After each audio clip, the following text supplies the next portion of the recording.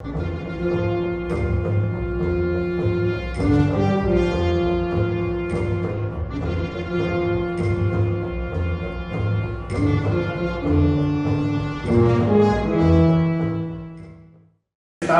era mi perro, entonces iba a escuchar raro y que le gusta pasar tiempo con su tamal. Suena extraño, pero no es mi perrito y es una adoración. El dueño de mis quincenas. La segunda, vamos a platicar un poquito qué es la inteligencia artificial, al menos desde mi perspectiva, con estos 12 años de experiencia que les comentaba.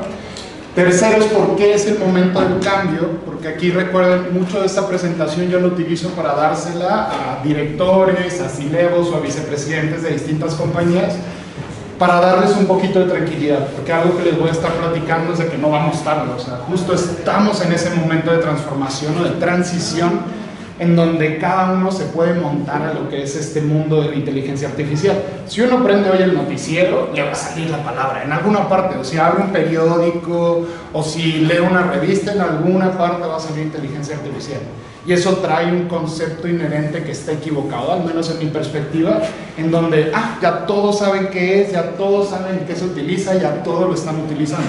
Y no podríamos estar más equivocados. En verdad es muy poquito el porcentaje de personas que realmente no solo lo están desarrollando, sino que realmente están involucrados y utilizándolo en su día a día.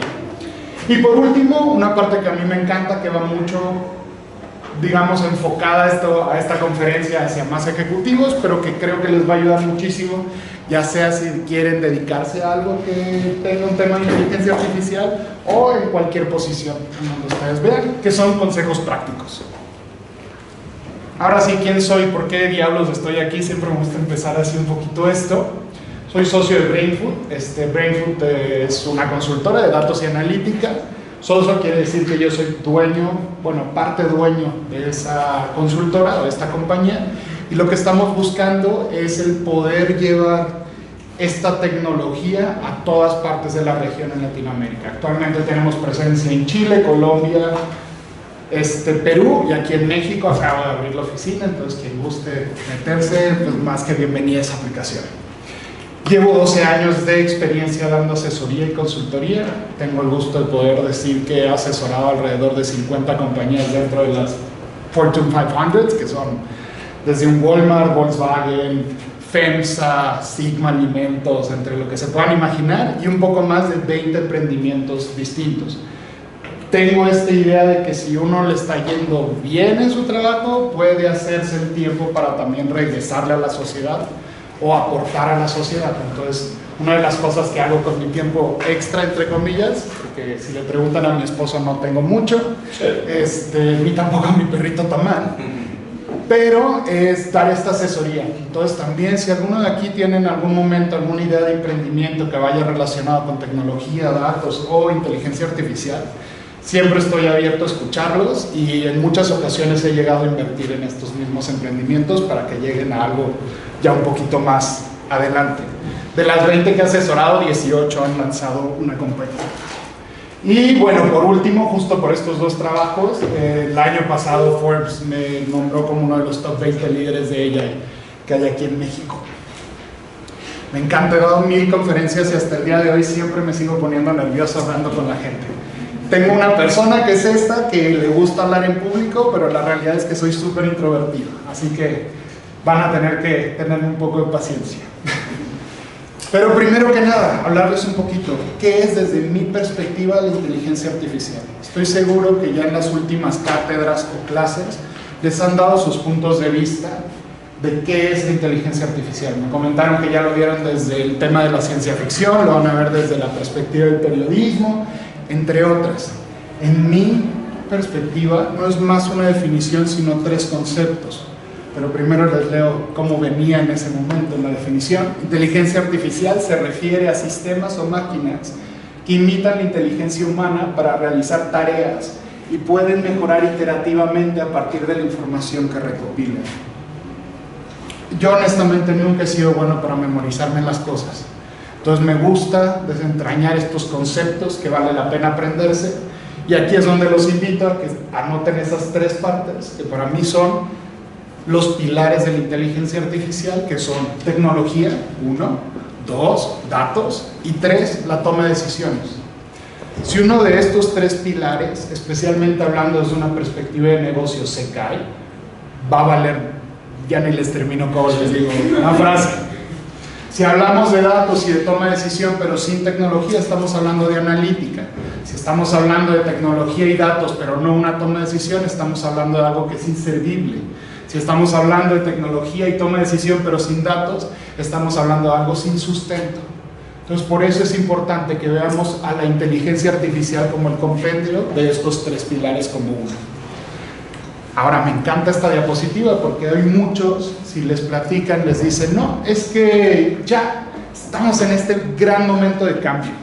Él ya llegó para quedarse y casi como que nos incentivan a creer que esto fue algo que alguien prendió un switch y de repente ya todos estamos hablando de inteligencia artificial. Ya me comentaron que al hablar de ciencia ficción, estoy seguro que escucharon de Isaac Asimov o escucharon de otros autores que ya vienen hablando de esto desde hace muchísimo tiempo. De hecho, la primera persona que habla sobre un autómata, no hay inteligencia artificial como tal, porque es un concepto que se desarrolla después, se puede encontrar desde la antigua Grecia. O sea, ya desde entonces los humanos soñábamos con crear algo que fuera autómata, que fuera independiente por sí mismo y pudiera replicar nuestras habilidades como humano. Entonces esto siempre ha estado en la concepción del ser humano y eso se me hace súper interesante porque nos lleva a algo que a mí me encanta traer a la mesa, que es que esto no nació de la noche a la mañana. Estamos hablando que hubo tres partes o tres elementos que sucedieron para que hoy estemos en este momento. El primero es la explosión de la conectividad y generación de datos, que es la sensorización masiva. No existe esta palabra, me la inventé cuando estaba haciendo la diapositiva, perdónenme por ahí, pero soy un fiel creyente que la lengua se adapta a las necesidades. Y esto es lo primero que se me ocurrió. Hoy han escuchado el Internet of Things, estoy seguramente, o el Internet de las cosas. Nos topamos con que grandes compañías como un Volkswagen actualmente tienen cientos de cámaras en todo su proceso de elaboración de coches, a la par de cientos de máquinas que están registrando miles de ejecuciones por cada uno de los segundos que van transcurriendo. Eso, si se imaginan que crean, no sé, n cantidad de coches por cada segundo que pasan n cantidad de veces este proceso, registra unas cantidades inhumanas de información. Yo cuando me empecé a integrar en esto, nosotros hablábamos de gigabytes, hablábamos de terabytes, y ya decíamos, uff, yo me acuerdo que la primera vez que empecé a programaba con disquetes. ¿Sabe un disquete? La última vez que lo vi estaba lleno de polvo, o sea, nadie usa. Son kilobytes, imagínense. Hoy hablar de petabytes o zettabytes ya es un tema muy, muy común, porque ya no solo nos estamos enfrentando a lo que es una información estructurada. Esto también quiero que se lo lleven a la mente, porque es importante cuando hablen con un programador o con alguien que desarrolla esto. Ya no solo hablamos de información estructurada, que era la que hacíamos antes para consultar información, o cuando trabajamos en un Excel, que es este típico formato de tablas, filas y columnas, y todo es escrito. Les doy un ejemplo. De hecho, hubo un proyecto que se llamó el proyecto Gutenberg, que creó Google hace, no sé cuánto, pero como por el 2015 lo estaban desarrollando. Su objetivo fue que querían, digitalizar la gran mayoría de todos los libros que se tenían registros históricos. En la mente del que lo estaba creando, su objetivo era replicar el proyecto, la biblioteca de Alejandría. Su momento. Pásale sin miedo. Ahora, dato curioso. En esta parte, pues ya aquí les di este contexto. Querían tener toda la historia de la humanidad. Pregunta, ¿cuántos imaginan que pesaba? Obviamente no recolectaron todos los libros porque se deterioran, no se encuentran, se pierden en cantidad, pero recolectaron una cantidad bastante sólida que se podría decir que es una muestra considerable de lo que es la historia de la humanidad desde que tenemos registro. Considerando eso, ¿cuánto creen que pesa eso? Primer paso está en gigabytes, ni siquiera llega a terabytes. Sí, paso 1. ¿Cómo cuánto? Alguien, un número al azar, no importa. Buen que es, un poco más arriba.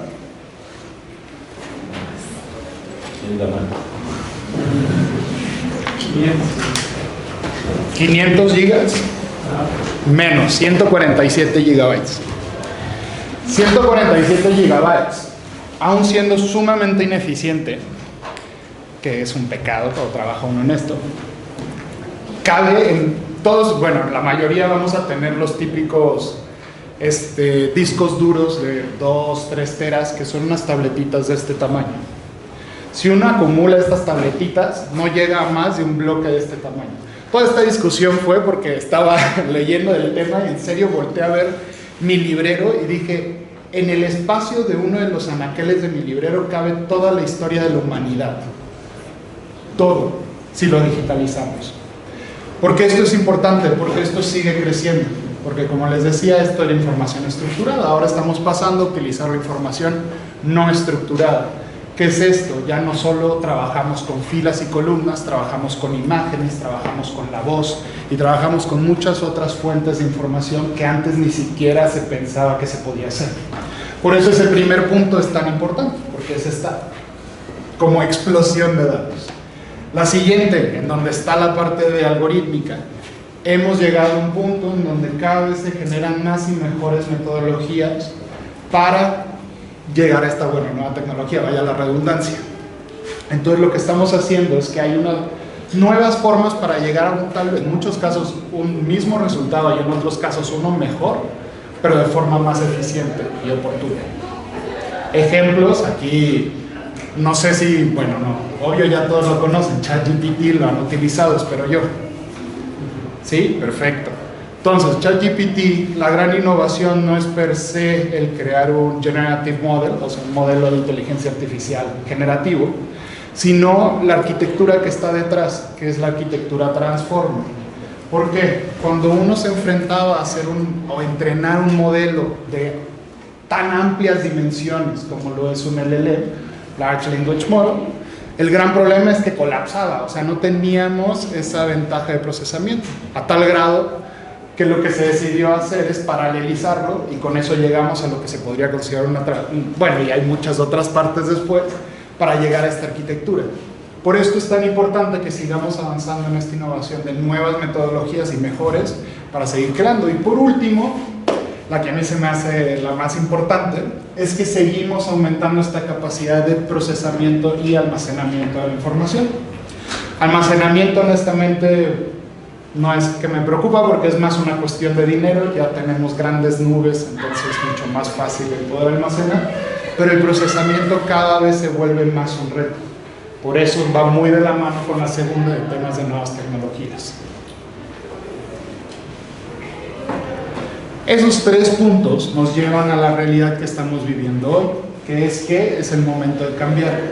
Y aquí reitero, no es vamos tarde, no es esto ya sucedió y yo me quedé atrás, no es, híjole, pues ni siquiera creo que tengo las habilidades, ni para qué me pongo a estudiar esto, porque pues, ni vale la pena. No, estamos en el mejor momento para iniciar, para emprender, para estar relacionados con temas de inteligencia artificial. Muchos de ustedes, no es cierto, algunos de ustedes, recordé el speech y es como, otra vez, era para gente mayor, pero a algunos de ustedes les tocó la revolución del .com, ¿no? ¿Supongo? Sí. Inicios de los 2000. Algunos de ustedes. Fue bien interesante porque el internet en realidad empezó a tener un acceso comercial desde los 80s. Tardó 20 años en realmente causar una revolución en todos los hogares que hoy tenemos. Y aún así, hoy seguimos viendo todos los impactos que puede llegar a tener y seguimos explorándolos, porque hay muchísimos países, México incluido, en donde todavía no tenemos el acceso total. Por lo cual les quiero reiterar que hay un proceso de esta transición. La inteligencia artificial también lo está viviendo. Ayer, de hecho, me estaban retando en una rueda de prensa de que, Diego, pero es que, pues ya, o sea, ¿cómo las voy a dar un taller a pymes para cómo empezar a utilizar inteligencia artificial y mejorar sus resultados de una forma muy poco costosa y demás? Me decían, no, pues es que las pymes ya se quedaron atrás. Y yo, ¿cómo que atrás? No manchen, o sea, a las compañías les encanta estar diciendo, no mentiras, pero exagerando resultados que están logrando con tal de, pues, incentivar el mercado y muchas otras razones. Entonces, no nos asustemos, eso es a lo que quiero llegar. Ahora, tampoco es que ya digamos, bueno, entonces si ya vamos bien y este es el momento correcto, me esperaré dentro de unos 5 años y empezaré a hacer algo. No, tampoco. ¿Qué tendencia me pueden decir que tiene esa gráfica? ¿Alguien? ¿Para arriba? Sí, que va a la alza, ¿no? Excelente. Es una tendencia al alza lineal, ¿no? Y digo, también es una mentira porque hay un engaño en el eje de las Y en donde estamos hablando de algo exponencial. Entonces la realidad es que tiene una curva exponencial. ¿Por qué estoy mencionando esto? Porque pues ni siquiera nos cabría en esta gráfica si solo fuera una línea, y por eso tuve que hacerla con un cambio ahí de la información. Pero lo que estamos hablando aquí es la carga computacional, o como se le conocen, flops, que es que tanto podemos procesar de la información. Aquí yo me quedé hasta ChatGPT 3, pero ya 4 o Llama 3.1 o todos los que se están desarrollando ahorita, Gemini, entre otros, y están superando con creces esta proyección, aún siendo exponencial. Entonces, muy relevante. Y aquí los voy a estar llevando, entonces voy tarde. Bueno, no tan tarde, porque si ya lo hablamos sobre industrias, me encanta esta gráfica que generó McKinsey en algún momento, creo que fue el año pasado, en donde lo que nos explica es que no hay ni una sola industria que esté en este eje de las X con ningún producto de inteligencia artificial que esté en el eje de las Y, RSPA, visión computacional, lo que ustedes quieran, que supere el 50%, a excepción del machine learning o aprendizaje de máquinas en el caso de las high-techs. Y un high-tech es Google, es Apple, es Alphabet con Meta, etc. ¿Por qué es importante esto? Porque es otra vez, veamos el vaso medio lleno, ¿no? Tenemos que aún solo las high-tech están llegando a ese 50%. Entonces todavía las compañías por eso le están viendo este valor tan importante al montarse y hacer algo. Obvio vamos a tener ciertas especializaciones, como en el caso de viajes, transporte y logística, el tema de RPA es bien valioso. ¿Conocen qué es RPA? Perfecto. Proceso automático robótico, no. A ver, alguien ayúdeme en la traducción. Estoy tratando de ver, es RPA, Robotic Process Automatization, proceso robótico automatizado. Estaba tratando así de pensarle. ¿Qué es a lo que se refiere? Que las tareas que tal vez un humano hacía de forma, digamos, monótona, o que era aplicar un motor, que era en realidad el trabajo que en muchas ocasiones queremos desechar, no solo como compañía evidentemente, sino como humano, las están automatizando y dándole espacio a las personas a poderse dedicar a otras cosas que generen valor como humanos, que ya llegaré un poquito a esa discusión que creo que va a estar muy buena en este foro. La parte de reconocimiento de texto. Vamos a tener lugares como el retail, en donde va a ser bien importante, está ya llegando un 34% a nivel global, esperemos que aumente mucho más. ¿Cómo se utiliza el reconocimiento de texto? Ahí sí les puedo decir a primera mano. Me tocó crear el modelo con Walmart, que lo que hacía era medir el sentimiento hacia la marca en todas las redes sociales. Entonces, si usan Twitter o usan Facebook, seguramente si tuvieron alguna interacción con la marca de Walmart, Bodega Aurrerá, Superama en su momento, Walmart Express, etc., estaban midiendo cuál era su sentimiento en cómo se comunicaban con la marca. Y era bien curioso porque también nos llevaba a ciertas acciones. Entonces, si alguien decía, oye, en el Walmart de Loreto hay una rata, se activaba todo y no tardaba menos de un minuto que ya le llegaba un mensaje al gerente de esa tienda avisando que alguien había mencionado que había una rata. Entonces teníamos ciertas palabras que accionaban algo. Por eso es tan importante este estilo de procesos. Antes, imagínense, tenía que estar el gerente de la tienda, evidentemente no lo hacía, o sea, era nada más conceptual, buscando redes sociales, viendo a ver qué decían de su tienda, ¿no? O terminaban haciendo un análisis post-mortem, o sea, posterior a que pasaba ya al final del mes, y entonces les decían, hubo una rata hace 20 días, no, pues güey, Ya para, o sea, poco les va a servir saber que había una rata hace 20 días. Ya para entonces ya era noticia que el Walmart te persiguen ratas. No.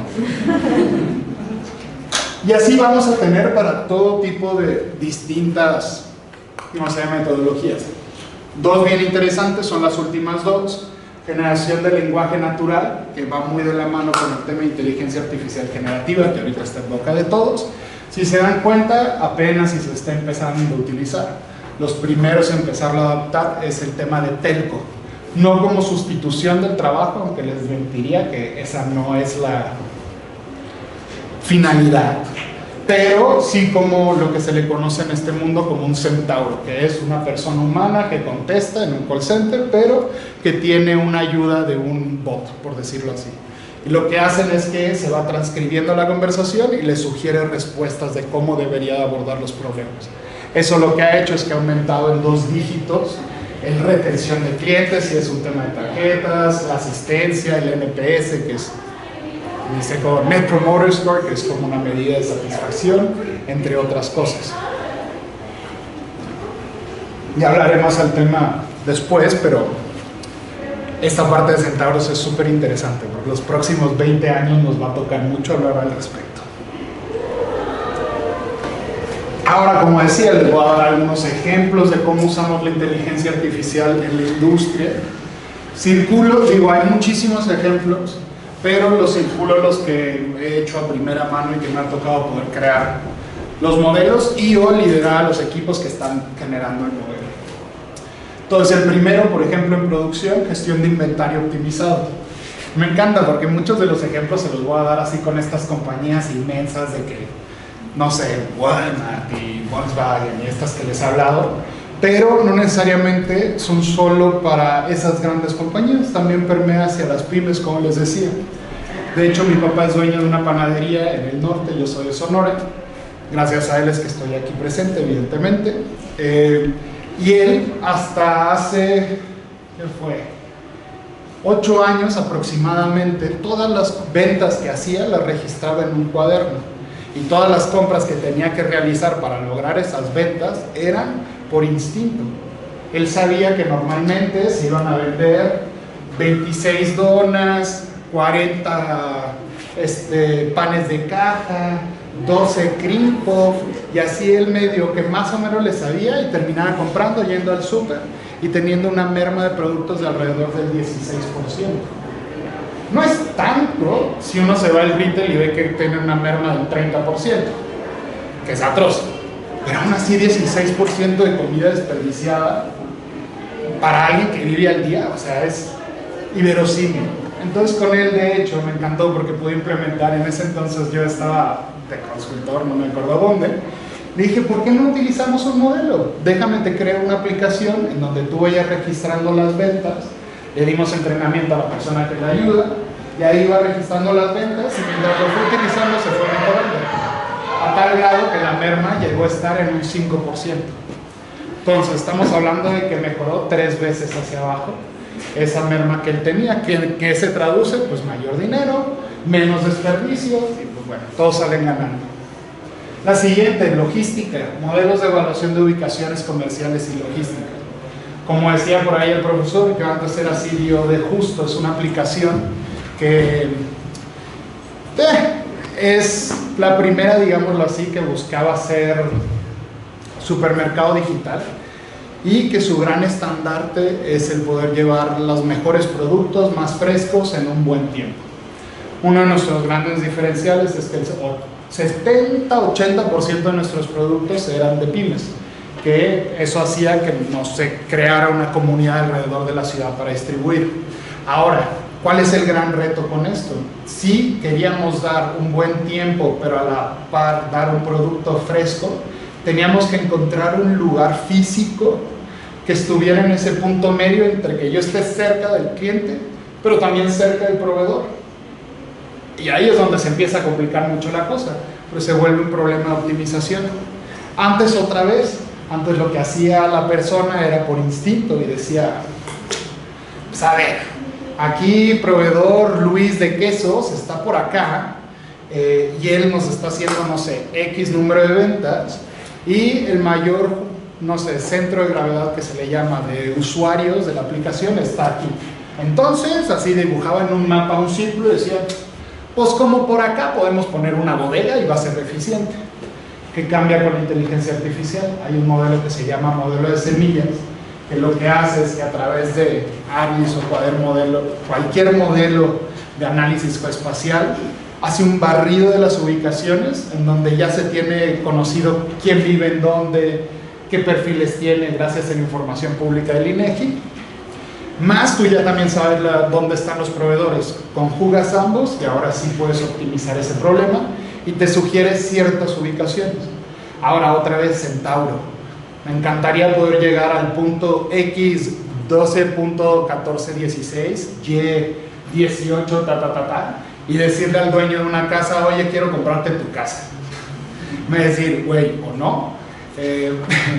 Evidentemente tampoco es tan sencillo, y ahí es donde entra, perfecto, tú que te dedicabas a hacer esto, este es el modelo, estas son las sugerencias, donde deberíamos de ahora sí tener la bodega, y ahí es donde puedes combinar ese como sistema experto del conocimiento con la ayuda de la inteligencia artificial y llegar a un punto medio.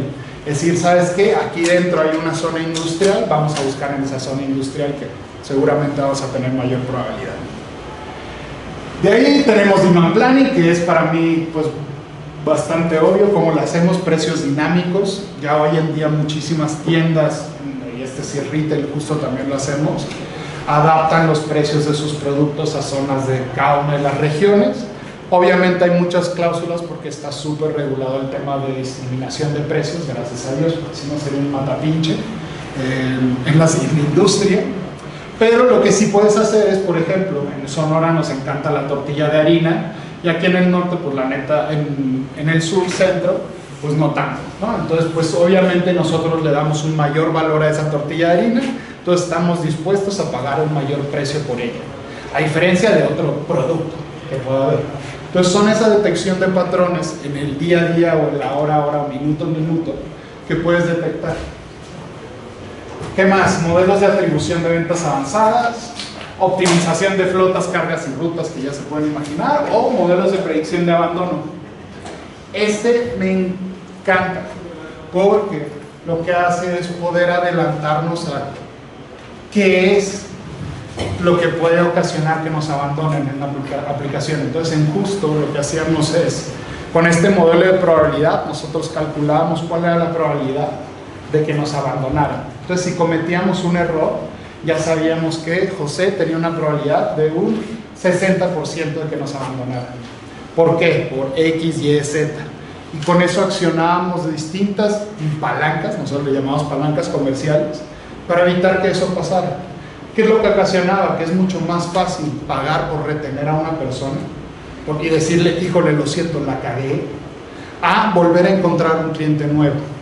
Y esto lo saben las compañías. Entonces los modelos de atribución hoy en día los tienen al ancho, por todas partes, porque son muy útiles, se generan un valor bastante considerable, y aparte termina siendo un ganar-ganar, porque pues obvio el consumidor antes, pues si la industria, la compañía que te damos servicio la cagaba, pues ya pasó, ¿no? Y nadie te premiaba ni nada, lo único que podías hacer era como culparlos, digámoslo así, y pasarte a un competidor. Hoy en día no, hoy en día ya se puede detectar ese error, por decirlo así, y recompensar por ese error, y decirte, perdón, en serio cometimos un error, somos humanos, déjame tratar de convencerte de que te quedes, si no, también estás en todo tu derecho, pero aquí te va, no sé, un cupón de 100 pesos, o un video de disculpas, o cualquier cosa que podamos hacer. El video también se puede hacer con generación facial, cosa curiosa. Entonces también atentos con eso, con el tema de deepfakes, pero ya ese es otro tema completamente. ¿Por qué es tan importante esta aplicación de la inteligencia artificial? Por 3 puntos que son bastante evidentes. El primero, el aumento en las ventas, nos genera ventas a través de modelos de segmentación, recomendación de productos, modelos de propensión, marketing mix model, que me encanta, aquí los abro, pero cada uno podríamos hacer una clase al respecto. Pero por ejemplo, un marketing mix model lo que nos dicta es que anteriormente igual había un vicepresidente, así el gurú del marketing, que decía, Invierte 50 millones en Televisa, 20 millones en este otro canal, 30 en una radio, 20 en periódicos y ya. Y todos tenían fe que eso se iba a traducir en resultados. Hoy hay muchas formas, tal vez no de saber de forma completa cuál fue el resultado, pero sí a través de muestras. Entonces nosotros podemos inferir qué nivel de resultado nos trajo cada una de estas activaciones de mercadotecnia. Y con ello, si podemos hacer esa inferencia del resultado, también podemos anticipar cuál va a ser el resultado. Por ende, un Marketing Mix Model es un modelo que nos ayuda a poder predecir la mezcla ideal de medios dado un objetivo que nosotros querramos. También es importante. Queremos subir ventas, queremos que nos conozca la gente, queremos retener mejor, etc. Entonces esto al final igual, no corrieron el director de ventas, ese güey sigue siendo gurú. Lo que cambia es que tiene ahora muchas más herramientas para tomar decisiones más informadas. Ahora sí, no todo es bonito y bello, ¿no? Hay muchos errores bien comunes a la hora de implementar estas inteligencias artificiales. La primera y la más común cuando lo vemos a un tema de compañías es la parte de estrategia.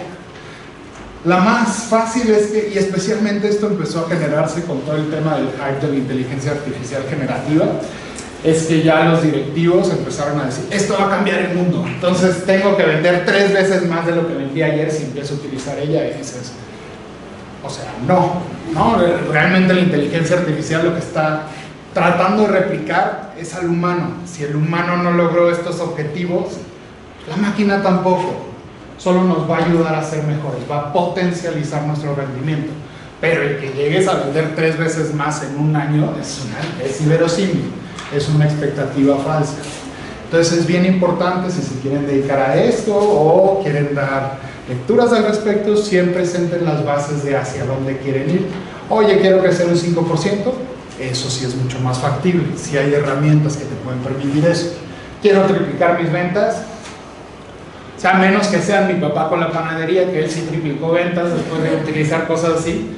Y eso es bien padre, normalmente son las pymes las que si se montan en esta transformación logran cambios irreales, pero compañías grandes no, van a mover un poco la aguja.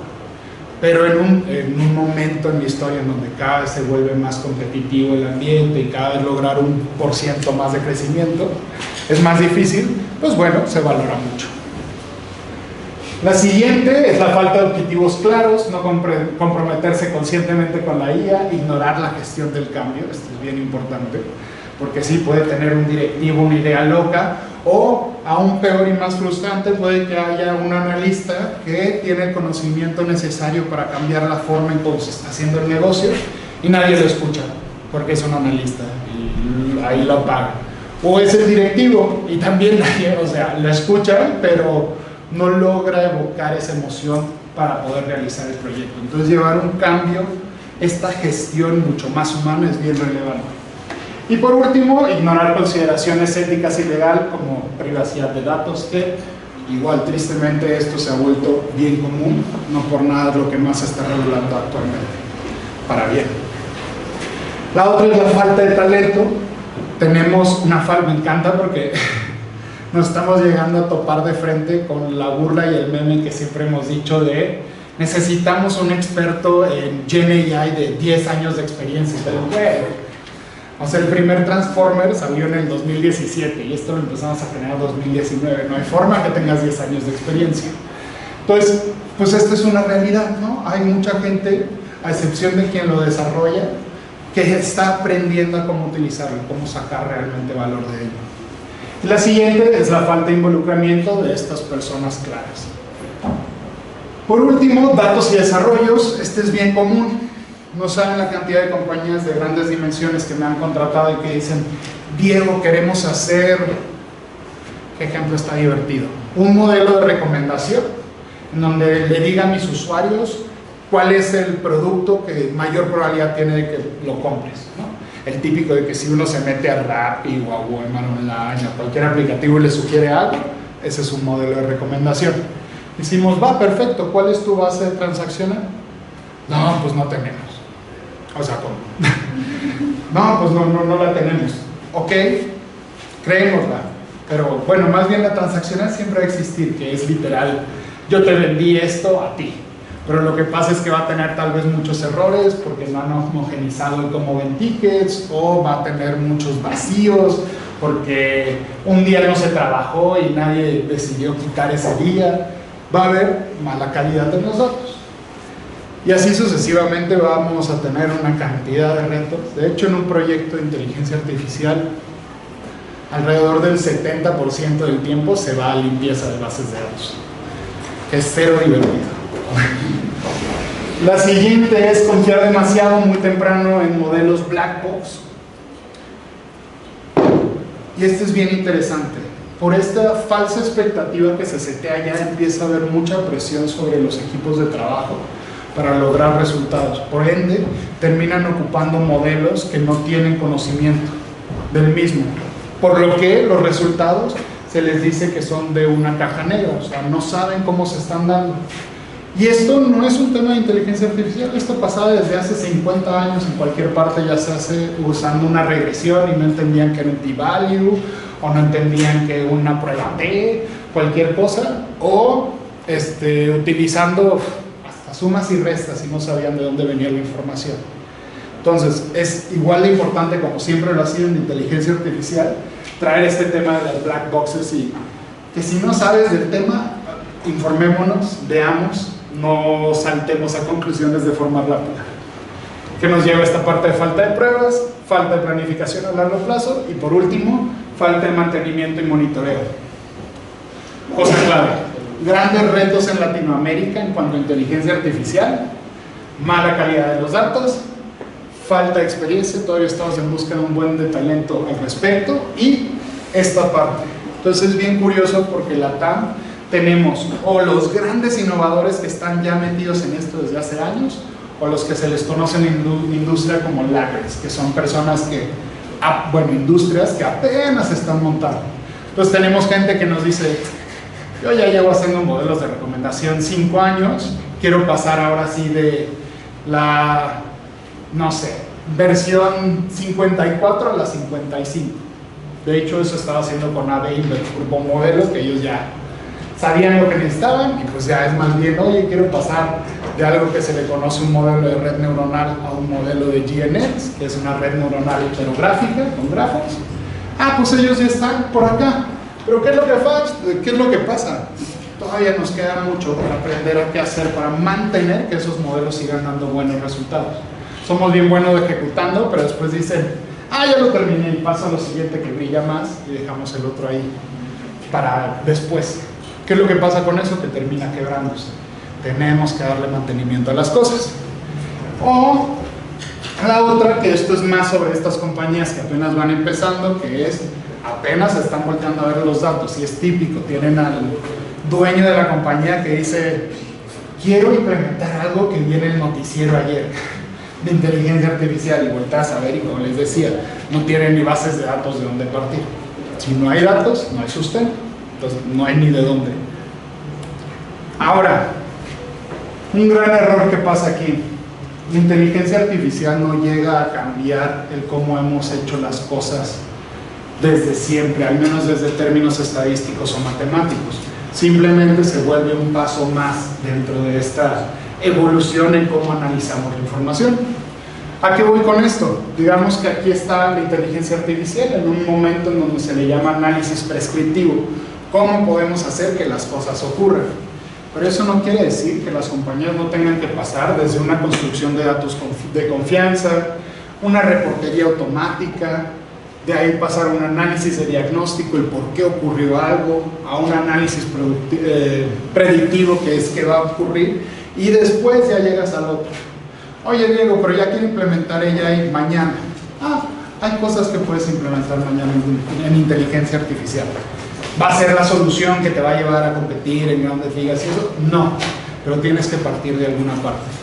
Y de hecho esto lo digo mucho porque de cierta manera hay muchos ejecutivos que han descartado los típicos análisis de diagnóstico, de decir, comparación de medias, cuánto vendí ayer, cuánto vendí hoy, cuánto vendí hace un año, cuánto vendí hace una semana, Dicen, no, ya, quiero un detector de patrones.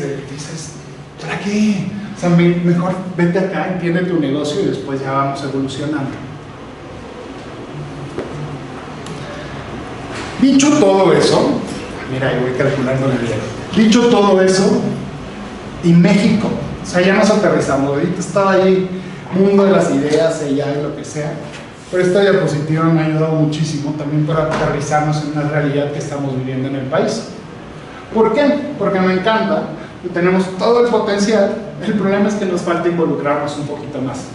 Entonces me encanta dar clases, estoy súper emocionado de estar aquí con ustedes, especialmente porque no son mi audiencia típica. Normalmente si doy clases es a matemáticas, economía, administración y demás.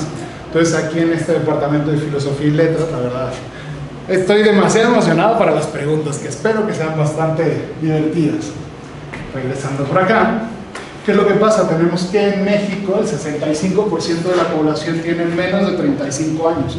Si lo vemos desde una perspectiva súper capitalista, estamos hablando que es una de las fuerzas más habidas del mundo en cuanto a fuerza laboral, por decirlo así. Y la siguiente es que seguimos con un crecimiento económico que sobresale sobre otros frentes, o bueno, otros países. Querramos o no, somos el país número 12 en tamaño económico de economía. Entonces somos una potencia y con un potencial inhumano. ¿Cuál es el gran tema? Que pues aunque sí seguimos con el segundo lugar en inversión en inteligencia artificial en Latinoamérica, esto fue el 2021, se invirtieron más de 120 millones de dólares en distintas compañías, se generaron más de 100 startups de inteligencia artificial. Dato curioso, dato del 2021, hoy, el año pasado, fuimos el último país de Latinoamérica en generación de compañías, tristemente, de inteligencia artificial. O sea, se nos adelantó, no dimos resultados, se cayó la inversión. Entonces ahorita estamos otra vez en ese periodo de crecimiento, pero sigue habiendo potencial. Y tenemos más de 35,000 estudiantes que están en algo referente a inteligencia artificial. 35,000 sigue siendo poco, pero va más. Ahora, lo que decía, principales desafíos. Primero, lo que les comentaba en un inicio, el internet desde los 80s ya tuvo su boom comercial, se creó en el 74, si no mal recuerdo. Pero la realidad es que seguimos teniendo problemas en donde en muchos lugares no hay acceso al internet. Varias personas que conozco me dijeron, güey, eres de un país, o sea, eres de un paraíso en Sonora, o sea, originario de lo que les decía ahí de Guaymas, Sonora, que no conozco, es muy bonito, San Carlos más que nada. ¿Por qué no te fuiste allá en la pandemia? Yo, por más que me hubiera gustado estar con mis papás allá, era imposible, porque el acceso al internet es de 2 megabytes. Les invito a tener una videoconferencia con 2 megabytes, es imposible. Y tenemos que gran parte de todo México tiene ese acceso, que es, ya tienen acceso, pero ¿suficiente para qué? O sea, porque si queremos hacer un procesamiento en paralelo en la nube, pues créanme que no va a ser suficiente. Entonces se vuelve un reto bien importante de temas públicos. Viene también desde la parte de cómo las empresas e investigadores tienen que trabajar mejor con esta parte, y al final la inversión y el desarrollo que les comentaba. La siguiente es la fuga de talentos, y también viene muy del lado de la iniciativa privada.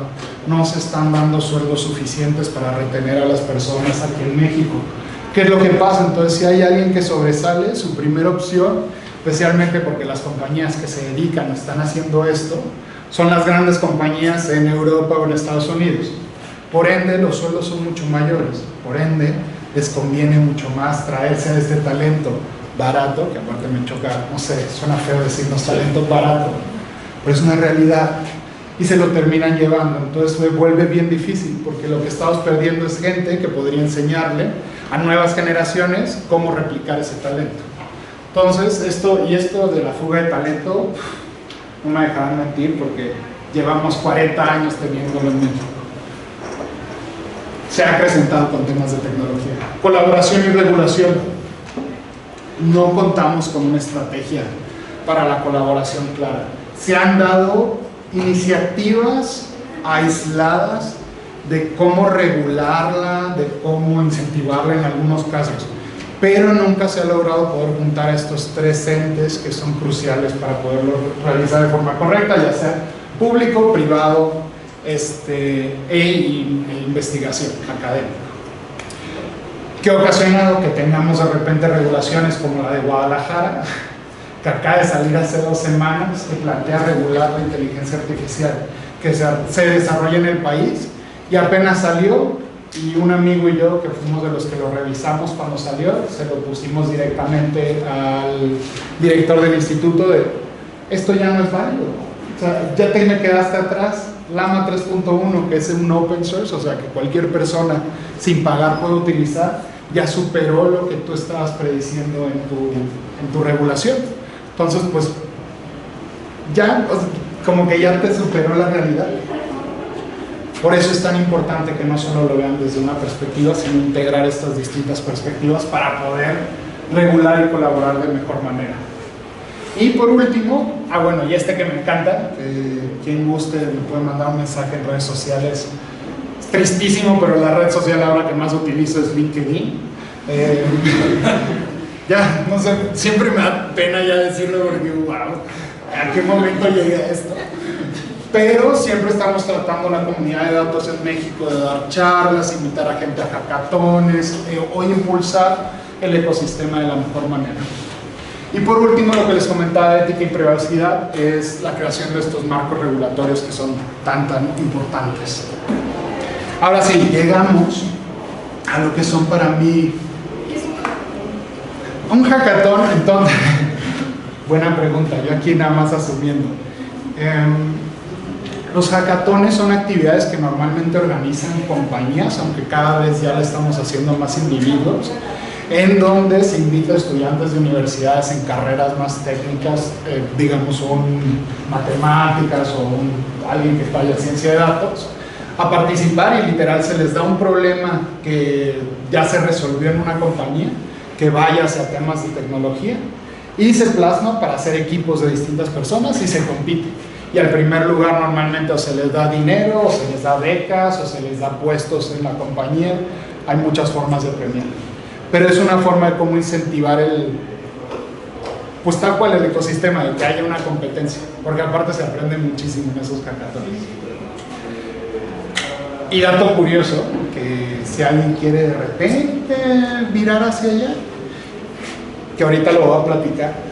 De hecho, yo hoy inicio mi maestría, otra maestría, pero ahora en psicología, que va mucho hacia el reto que yo veo en el futuro de la inteligencia artificial, que la inteligencia artificial va a ser un habilitador, un potencializador de todos los seres humanos, pero que al final la parte más relevante va a seguir siendo la parte humana del ser, por decirlo así. Por eso también, y al final también uno de los grandes retos, que por eso, y lo conecté por el hackathon, porque algo que ayuda mucho en los estudiantes es que se dan cuenta que el problema tecnológico es solo una muy pequeña parte del reto de implementar una solución. Hay una gran parte que es humana, que es cómo organizas a tu equipo, cómo se dividen tareas, quién va a presentar, habilidades de convencimiento, entre muchas otras cosas. Que es hasta el hackathon que el matemático dice, ay güey, yo me metí en mates para evitar esto. O sea, ¿cómo? Yo soy un ejemplo. Y heme aquí dando pláticas. Pero bueno, la primera es estrategia de inteligencia artificial. Sí o sí tiene que ir de la mano. Si quieres hacer inteligencia artificial pero no tienes ni idea de para qué la quieres hacer, de nada te va a servir. Así en la gran mayoría de las cosas en la vida.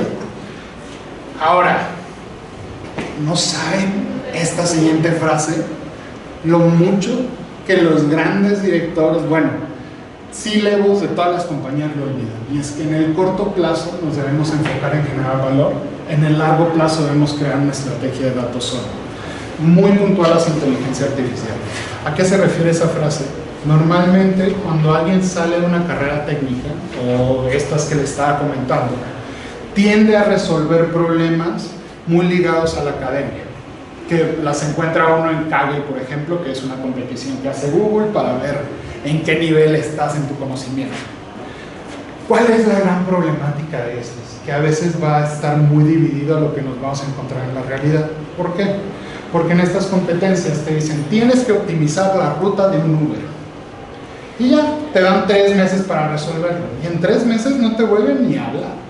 O sea, ya te quedas tú, te vas a tu cuarto, te quedas programando, empiezas a hacer la solución de optimización, todo, y llega el momento en que, bueno, ahora sí voy a presentar.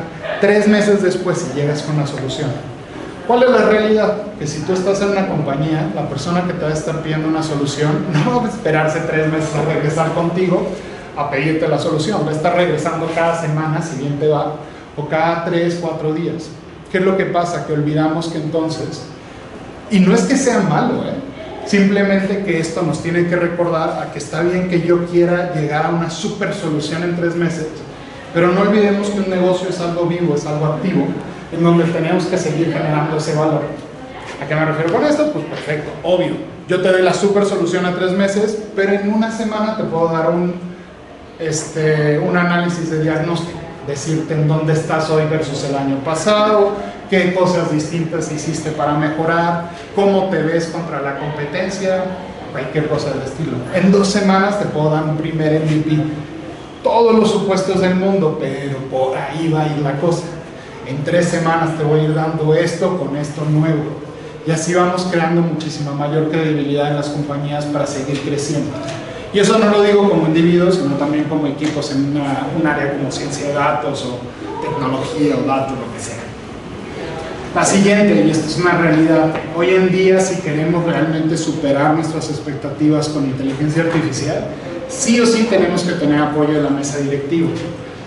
Bien difícil remar contra corriente, ese es el resumen, ¿no? O sea, puedes ser un genio en la matemática, en programar, etc., pero si no tienes el apoyo de los que son tus jefes, difícil vas a lograr. Seguramente vas a lograr algo, pero difícilmente lo vas a lograr en el tiempo en que tú esperarías lograr. La siguiente es: no debemos de subestimar la fase de planeación de un proyecto. Y esto es bien interesante. Creemos ya saberlo todo, entonces nos arrancamos a hacer las cosas. ¿Qué es lo que pasa? Cada día que nosotros invirtamos a la planeación serán semanas o meses que nos vamos a ahorrar en la ejecución. Creo que del lado académico esto lo saben mucho, tristemente en el sector privado lo tienden a obviar y no. Pero aquí es donde sí viene algo bien relevante. Sí, la planeación es bien importante, pero al final la ejecución no es todo. Yo me puedo hacer 50 escenarios en la mente, pero va a ser hasta que lo lleve al mercado que voy a ver la reacción del consumidor y voy a saber realmente, funcionó, no funcionó, qué tengo que hacer para cambiar, cómo lo cambio, en qué momento, en qué región, tengo que iterar, qué voy a hacer. La siguiente, los proyectos y modelos se deben de actualizar y mantener para seguir siendo vigentes. Quiero que me den sus opiniones, porque estoy seguro que este estilo de cosas son, al menos yo si hubiera sido alumno y lo hubiera leído, digo, muy obvio, ¿no? No saben la cantidad de gente que en serio dejan así guardado de, el modelo, y son modelos bien importantes, imagínense. Pobrecitos, les han de estar sonando las orejas ahorita. Toda la cebada que tienen que comprar, todas las ingestas para crear la cerveza, lo hacen a través de un modelo de planeación de demanda. Este modelo de planeación de demanda, imagínense que no lo están manteniendo para estarse adaptando con los ciclos económicos que vivimos. O que no pudieron poner, por ejemplo, que ahorita la gente está bebiendo más porque hizo más calor este año de lo que antes se registró. Si no estamos manteniendo, actualizando los modelos, puede ser súper bueno en su inicio, pero va a terminar siendo deficiente. Hay que revisitarlo y hay que seguirlo actualizando, manteniendo, entrenando, entre otras cosas. La siguiente, y esto es más que nada porque muchas veces las personas con las que hablo son CDOs y me preguntan, oye, ¿cómo hago la estructura de mi equipo? Les digo, la estructura siempre debe ir de la mano de la madurez del área. ¿Por qué?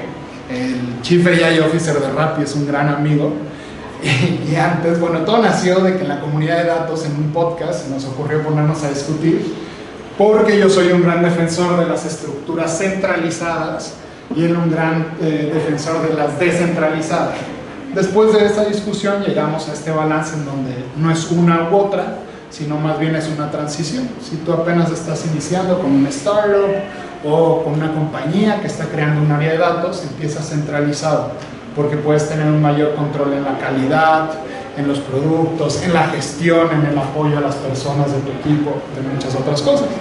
Ya que van agarrando madurez, credibilidad, vas agarrando buena calidad de datos, etc., pasas a algo descentralizado. Que aquí, para todos los que ni tienen idea de las locuras que estoy diciendo, centralizado quiere decir que hay un área de ventas y un área de finanzas y hay un área de datos, tal cual. Y esa área de datos hacen todos los reportes y modelos y aplicativos para el resto de las compañías. Y un área descentralizada es que, aunque sí hay un área, tienes personas en cada una de estas áreas de finanzas, de ventas, de lo que sea, con conocimientos de datos dentro de esas áreas. Entonces te reportan de forma punteada, se le dice, no directa. Y tú los gestionas, pero de lejos, así le dices, José, mucha suerte, y les das la bendición, por decirlo así. Y la última, y más importante, respetar límites éticos y legales, establecer reglas claras. Me encanta porque les voy a ser bien franco. Yo cuando empiezo en el mundo de programas, bueno, no es mundo de programación, ya fue hace como 30 años, pero ya profesionalmente en el mundo de datos, yo era de los primeros en decir, güey, soy así. O sea, ¿en qué momento yo voy a estar en una frontera del límite ético? Al menos en mi mente, muy matemática, no concebí estando en ese reto. Hoy les puedo decir que es una realidad bien distinta y si no tenemos un juicio crítico de las acciones que hacemos, es bien fácil cruzar esto. Porque no solo las compañías a veces pierden esa noción de qué es bueno, qué es malo, evidente, sino también nosotros como personas. De hecho, hay un experimento que habla de eso que... horror. Entonces es bien importante todos los días recordarnos por qué estamos haciendo las cosas, obvio, pero también que tenemos que hacer lo correcto, ¿no? Y que hay un límite para las cosas que hacemos, y que hay cosas malas y hay cosas buenas. Nada, no se puede pasar. De verdad no saben las veces que me ha tocado tener discusiones en compañías al respecto, porque por ejemplo ellos dicen, les voy a dar un ejemplo para que vean la facilidad con las que se toman estas decisiones. Uno cuando compra algo normalmente queda registrado. Para poderse registrar, por ejemplo, van a pasar en una pasarela de pagos, de redundancia, en donde van a registrar su tarjeta de crédito. Todos estos datos o nodos de información quedan registrados en una base. Hoy en día hemos creado muchas regulaciones para que esa información se hashee, que cuando decimos hashear es que se vuelva privada y nadie pueda decodificarla si no tienen acceso a una llave específica. Nos podemos quedar aquí hablando miles de años sobre hackers y esto, sí, se puede llegar a desbloquear, solo que se vuelve muy difícil. ¿Cuál es el punto? Que llega una persona y dice, oye, pero es que yo quiero saber cuántas personas me compraron con X celular y Y celular. O sea, ¿cuántos fueron Samsung y cuántos fueron, Android y iPhone? Entonces, en algún momento de esas transacciones tú puedes registrar por dónde se compró. Y ellos, aunque decían, esto no afecta, o sea, porque al final es una gran parte de la información lo que me va a decir si fue un iPhone o un Android. El problema es que para tener acceso a eso tienes que deshashear el resto de información. Y ya ahí estás incumpliendo algo que es súper importante, que es la privacidad de los datos de las personas.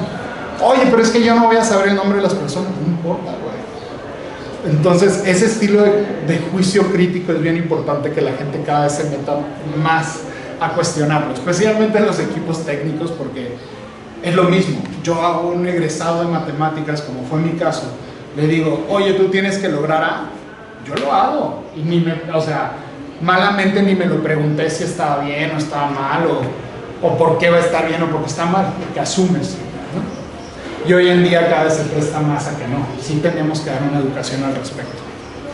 Pero bueno, ya regresando a esto, me encanta esta imagen porque me dicen, oye, ¿y sabes cómo la inteligencia artificial en general va a impactar nuestro negocio? Pues no, déjame le pregunto a ChatGPT. Ya lo que voy con esto es que la verdad sigue habiendo muchas incógnitas. Creo que eso es lo emocionante de la vida, seguimos presentándonos con esa incertidumbre. Pero lo que sí les puedo decir es que habemos muchos que somos más positivos hacia el futuro y lo que nos depara con la inteligencia artificial, aunque también es importante escuchar a esas personas que tienen una opinión mucho más negativa, porque pues ese diálogo es el que nos va a dar ahí un futuro mucho más bonito, por decirlo así. Y pues nada, un gusto. Les dejo datos, nosotros siempre vamos a estar abiertos a platicar. Ellos son mis dos socios, el mío está por acá. Les digo LinkedIn, mensajes, si quieren que vean, les dé consejos sobre una pyme, si tienen preguntas, lo que sea, por ahí me lo pueden hacer. Y digo, pues ahí hasta ahí nos quedamos. Ahora sí, no sé si tengan preguntas, dudas, cuestionamientos. Tengo miedo. Yo tengo una pregunta de que si has notado en algunas empresas que la inteligencia artificial, en vez de que les beneficie, las entorpezca o las usa. Por ejemplo, me pasó hace 15 días que hablé a Telmex y ya no te contestan humanos, sino son una contestadora artificial. Entonces te hacen preguntas binarias, así que nada más puedes responder sí, no, sí, no. Y entonces lo único que tenía era que estaba roto el cable de mi modem. Entonces a un humano le hubiera podido decir y captaba los datos, la información inmediatamente, está roto el cable, te manda un técnico. Pero aquí me hacen preguntas binarias y larguísimo de ¿tiene conectado el modem? Sí, no. ¿Está encendido el botón de power? Sí, no. Entonces cuando me pregunto ¿está encendido el botón de internet? Entonces solo podía responder sí o no. Entonces estaba encendido pero en rojo. Y eso no lo captó la inteligencia artificial de que puede estar encendido en rojo o en verde. Y entonces eso causó un caos medio de una lógica ahí paradójica que me regresaba al inicio y así. Entonces tardó 15 días en resolverse ese asunto, que un humano lo pudo haber resuelto en un día, ¿no? Entonces, si has notado que haya pasado eso en empresas, se llama tendencia del mal uso de programación entorpezca a las empresas. Me choca la respuesta que te voy a dar, pero es una realidad. Tienen muchas respuestas. O sea, dentro de esa pregunta hay muchas respuestas posibles. Entonces, de un lado, sí, evidentemente, hay muchas ocasiones en donde las compañías se van a ver entorpecidas por aplicar de mala manera un modelo. Pero también ahí la pregunta es a Telmex, porque entonces ahí llega el cuestionamiento, ¿qué es el valor? ¿Se acuerdan cuando les hablaba del Marketing Mix Model? Que va a depender mucho de qué quiero optimizar el agua, o sea, que me conozcan, mejorar las ventas, reducir los costos. ¿Qué optimizo? Aquí Telmex tal vez lo que está sacrificando es su servicio al cliente en pos de aumentar, más bien disminuir sus costos. Porque ahora ya no tiene a 50 personas en el call center, tiene a 10 personas. Entonces ahí sí son, y ahí entonces la siguiente pregunta es, oye, y entonces tengo que perjudicar a Telmex porque está automatizando personas que sabían en esto. Bueno, ya entras a muchas otras preguntas, pero a grandes rasgos sí hay compañías que te entorpecen porque no hacen una buena implementación. Ahora, ¿podemos decir que fue una buena o mala interpretación solo con la información que tenemos ahorita? No, porque no sabemos cuál es su objetivo. Usando este ejemplo este caso como un ejemplo, por ejemplo, podría ser esta situación en la que tienes que mantener renovados estos modelos, porque esas mismas preguntas te las dice un operador, un call center te hace las mismas preguntas, o sea, aunque es una persona, es el mismo formulario de ¿su modelo está prendido o no? Bueno, ¿tiene este cable o no? ¿Tiene los focos prendidos sí o no? Y muchas veces también puede llegar esa respuesta en no sé qué está pasando, pero están usando, esta programación está limitada a un modelo que de por sí ya no funciona ahora. Puede estarlo, pero para serte bien franco, no creo que hayamos llegado a ello en México. O sea, son bien poquitas las que... Entonces, para poder dar un buen mantenimiento a los modelos, hay una función que se llama MLOps, que es Machine Learning Operations. Bien poquitos que se han especializado en ello. Entonces, les puedo decir a primera mano que... para decir que ya el modelo de mantenimiento bien, no, son muy pocas las compañías.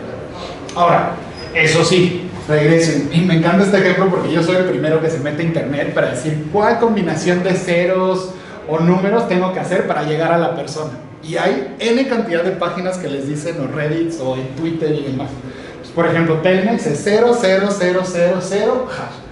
Entonces, y con esa ya llegas a una persona.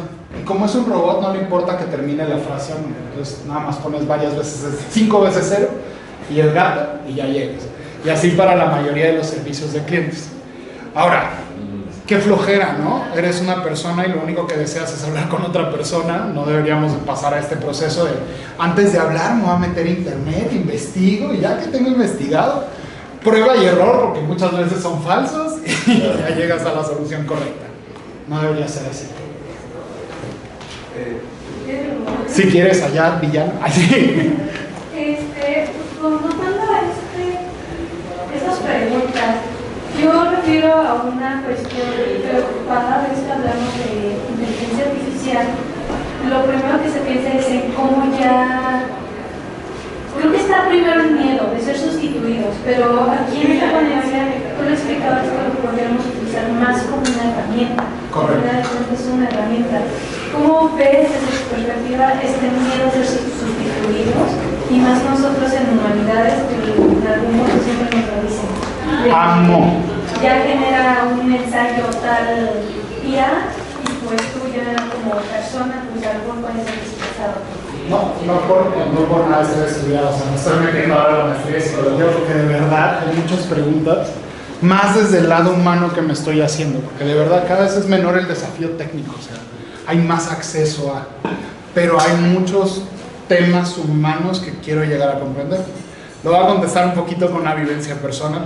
Yo soy gay, imagínense, soy de Sonora. Entonces ya de bote pronto y de un pueblito así de Sonora. Entonces de bote pronto yo ya era el anticristo. Así como de que no me toques porque me contagio. Así no funciona. Y ahora imagínense cuando Forbes se le ocurrió ponerme en la revista como uno de los top 20 líderes de AI de México. La neta que padre, pero ellos nunca consideraron que yo soy del norte del país en donde hay muchas maquilas. Y la gran mayoría de los amigos de mis papás, que ya mis padres lo aceptan y viven con ellos la parte de la homosexualidad, ahora llegan y le dicen, güey, no es solo gay, ahora también nos va a quitar el trabajo. Yo estoy así de, no, pues ya ni me atravieso. Ahora, dentro de esta parte que de verdad, digo, no saben la vez que yo le he platicado con mis padres de, pues, ¿qué les digo? Mucho viene desde el tema de que como humano le tenemos miedo a lo desconocido. Y es un mecanismo de supervivencia, ¿no? Es bien difícil de erradicarlo, la única forma de erradicarlo es informarnos. Y ahí es donde vienen estos dos puntos. Hay personas, Ilya es el ex CTO de OpenAI, él es un mago, o sea, en verdad, como programador, pocas personas tan capaces en el mundo que yo conozco. Y él es ultra negativo.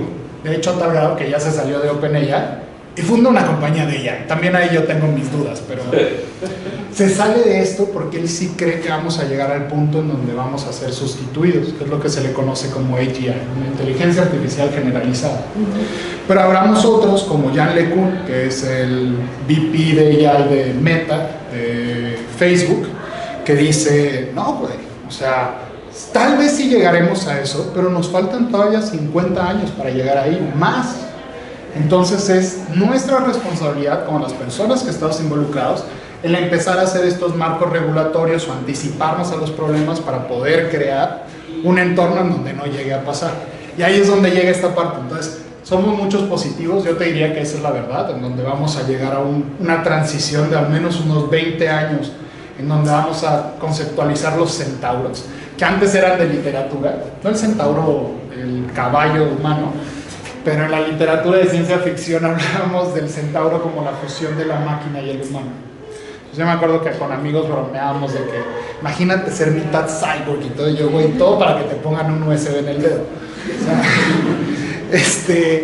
pero sí veo que al menos en los siguientes años vamos a tener esa transición en donde una persona como nuestros call centers, sí va a haber pérdidas de trabajos.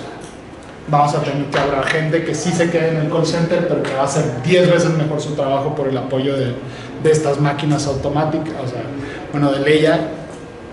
Pero habrá otras personas que ya, y esto es una parte que se las quiero dejar de preguntas, porque de todo corazón no las sabría yo contestar, pero habrá muchos trabajos que se van a crear en estos siguientes 10, 20 años que irán asociados con inteligencia artificial que hoy no conocemos. Lo que sí les puedo anticipar es que vamos a explotar nuestro lado más humano, que van a hacer lo que no podamos replicar con la máquina. Por ejemplo, muchos dicen, no, es que va a llegar un AI y me va a sustituir en el trabajo.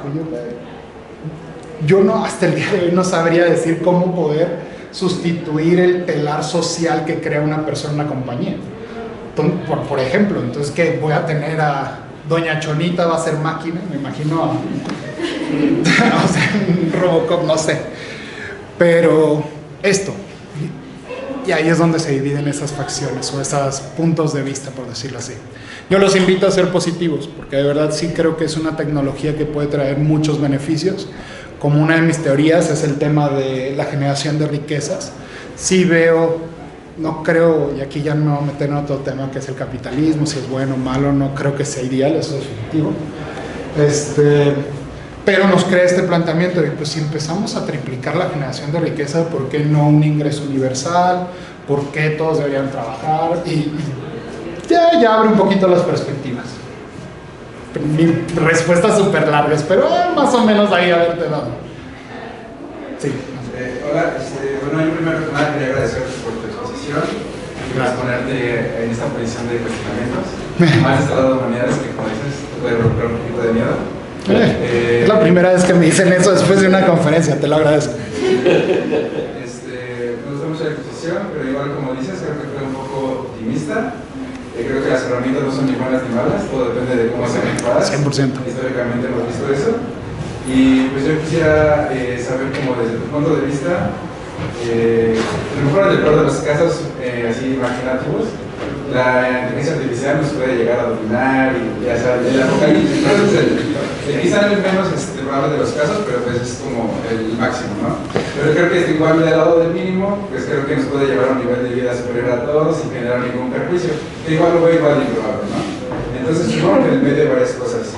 Y yo quisiera saber desde tu punto de vista cuáles son los potenciales perjuicios que pueden existir en caso de no hacer una correcta implementación de la inteligencia artificial, específicamente en América Latina y en México, ¿no?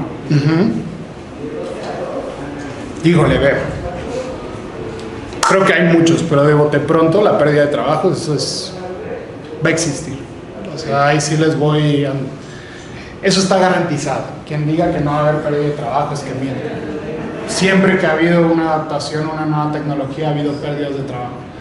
Un ejemplo, y curiosamente y tristemente muchas veces no es equitativa. ¿A qué me refiero? Por ejemplo, las operadoras de teléfonos, ¿han visto las películas antiguas que conectaban y te ponían? Cuando se empezó a optimizar el contacto directo, pues todas las operadoras, ellas sí en una transición de 4 años perdieron su trabajo. Y fue curioso porque las personas que más se vieron perjudicadas fueron las personas más capaces y de más años de experiencia. ¿Por qué? Porque pues ellas con su CV de 10 años de experiencia siendo operadoras, ¿quién las iba a...? O sea, nunca habían hecho nada más, ya los consideraban mayores, entonces pues ya no las veían adaptándose a un nuevo trabajo. Mientras que las que llevaban 1 o 2 años, pues bueno, decían, o sea, este güey está morrito, o sea, ahorita aprende algo más. Ese es un ejemplo de algo que pasó y que veo que vaya a pasar aquí. Ahora, ¿qué podemos hacer para evitarlo? No mucho. Triste, como individuo creo que no mucho. Ahí es más bien esa presión a las distintas iniciativas, justo para abrir e incentivar esa educación hacia nuevas formas de trabajar o cómo ver ese trabajo, ¿no? Obviamente las operadoras tuvieron una transición, habrá mucha gente que no consiguió, pero más del 90% volvió a conseguir un trabajo en menos de 12 meses. Entonces tenemos un 10% que esperemos que no llegue a pasar, pero aún todavía siguió siendo una historia a medias gris para ese otro 90%. No vamos a decir que feliz porque pues perdieron su trabajo, evidentemente. Pero eso a mí es lo que más me preocupa, y más en un contexto Latinoamérica me preocupa de que si lo ves desde una perspectiva optimista como la mía, sí veo que la inteligencia artificial puede llegar a equilibrar mucho ¿cómo se podría decir? La poca equidad económica que hay, en particular México, que es atroz, ¿no? Tenemos una disparidad económica inhumana. El problema es que es como les decía, si hoy en día no lo hemos logrado, una máquina tampoco lo va a lograr, porque lo que estamos creando es algo que replique al ser humano. Entonces se vuelve más un tema del humano el saber qué hacer para que en lugar de que sea una máquina que acentúe más ese desequilibrio económico, lo vuelva mucho más equitativo. Esas son las dos problemáticas que yo vería, y más en Latinoamérica y en México, que a mí me tienen consternado un poquito todavía. ¿Cómo le hacemos? Te digo qué hago yo ahorita en este momento, por eso me estoy metiendo a este tema y yo no cobro un centavo de temas de asesorías a pymes, porque creo que las pymes al final son el 99% de las unidades económicas del país, y no me acuerdo qué, un porcentaje altísimo de lo que generan en valor económico. Y nadie está velando por ellas, porque pues obvio ellos que van a andar pagando $1 millón por una asesoría de una compañía enorme de ella, si acaso están viviendo al día. O sea, imagina, y les digo un caso que tengo muy presente, un psicólogo de allá de Guaymas, me encanta lo que hace porque él, aunque no le va nada bien, mantiene a 2 hijos, él es un señor soltero, y lo que está buscando es que sus hijos ya tienen 11 y 7 años, entonces está viendo cómo incrementar su sueldo de tal manera para que les pueda garantizar una educación a sus hijos, ¿no? En el futuro. Yo, perfecto, me encanta, veamos qué, y me encanta porque ahí yo no le estoy dando un consejo como desde una perspectiva de pyme, sino es casi más que un coach laboral, en donde le digo, oye, pues mira, primero aterricemos ideas, porque me encanta, me aborda y me dices que siempre tengo buenas ideas. Yo, todos tenemos buenas ideas, el tema es cómo las ejecutas. Y aparte de eso, es muy fácil tener una buena idea, pero arrastrar el lápiz de ver cómo hacer ese plan de negocio y demás ya es otra cosa. Y ahí vamos, y la verdad es que eso es lo que después me da fe, porque pues sí, hasta ahorita ya logró, pues ahí vamos con el primer plan, pero sí veo que le puedo liberar en unos meses. Y digo, es muy puntual, es una persona, pero creo que esa es la única manera donde nosotros podemos apoyar un poco a esa equidad, por decirlo así. Si quieren, perdonen algo. Sí. Bueno, yo quería preguntar, mi pregunta está como más relacionada a cuál es el marco ético que tienen las empresas actualmente en México en relación, y sobre todo porque lo estoy pensando como en esta tendencia pues como a hacer, ¿no?, de forma multidisciplinaria muchas cosas, ¿no? Y especialmente, bueno, mencionando como algo más específico, en el terreno de las neurociencias o la neuropsicología, pues bueno, todos estos avances han hecho que estos conocimientos que se generan en estas ciencias pues sean utilizados para marketing y demás, ¿no? Entonces, bueno, pensando como en esto, mi pregunta es esa, ¿no? O sea, ¿cuál es el marco ético que tienen las empresas actualmente o el ecosistema empresarial actualmente en México en ese sentido, ¿no? Porque pues también, o sea, hablando de inteligencia artificial, más conocimientos de neurociencia o neuropsicología, pues también puede ser una herramienta, pero potencialmente peligrosa, ¿no? O sea, sí. Imagínate, si el ser humano, aún con sus limitantes, ha logrado crear modelos de cómo se podría decir, behavioral economics, la economía del comportamiento del ser humano, sí. Y nos ha logrado convencer de comprar cosas que realmente no necesitábamos. Imagínense ahora con algo que puede procesar miles de millones de datos en segundos. Se vuelve algo preocupante. Por eso hay que crear esas entidades de regulación. Ahora, me encanta porque me sale padrísimo ese discurso de que hay que crear las entidades de regulación. La realidad es que vamos bien atrasados en ello. O sea, yo ahorita volteo a ver al gobierno y aunque ha habido esfuerzos, en verdad genero empatía hacia ellos. Porque antes yo siempre a gusto, ¿no? Desde mi silla. ¡Qué flojos! ¿Por qué no han avanzado más? Ya que he platicado con varios de ellos en conferencias, dices, no manches, pobre. O sea, este señor hace 30 años que se graduó, se está educando y tratando de adecuarse a todos estos cambios, pero es vertiginoso cómo estamos cambiando varias cosas.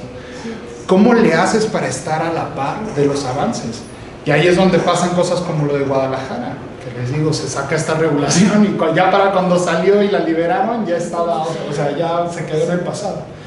Ese es un reto que todavía no hay una respuesta, para serte bien franco. Entonces, ¿qué es lo que sí hemos hecho desde el lado privado, entre comillas, porque en realidad es una NGO? Sí se han creado marcos regulatorios desde la creación del modelo, porque aparte hay algo bien interesante, depende qué regules, el resultado que vas a tener. Regulas la innovación, o sea, la creación de un modelo, regulas la información que va a utilizar ese modelo, regulas el mantenimiento de ese modelo, ¿qué? ¿Lo regulas todo? Es bien complejo ese como balanceo entre cosas. Ahora, ¿qué se hizo?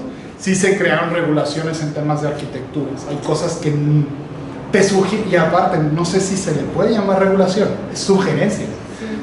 Y eso fue libre y por eso también se le ha aplaudido mucho a los desarrollos de open source, por decirlo así, porque somos la gente que estamos involucrados, que programamos, que vamos tratando de poner esas reglas y a través de la colaboración asumimos que alguien va a detectar el error y vamos a llegar a algo bueno y benéfico. Pero así un ente, no, todavía no llegamos y es una de las preocupaciones. Ahora, lo que sí es una invitación y que la hice en el gobierno hace como 7 meses aproximadamente, sí que es importante que en esta negociación para una regulación estén presentes estos 3 eslabones: sector público, sector privado y academia, porque cada uno tiene distintas perspectivas que van a colaborar en esa regulación. Claro, y también, bueno, creo que a propósito de lo que dices, sería importante también proponer justo como equipos de trabajo para el desarrollo tanto de las iniciativas como para la elaboración o desarrollo de estos programas de inteligencia artificial.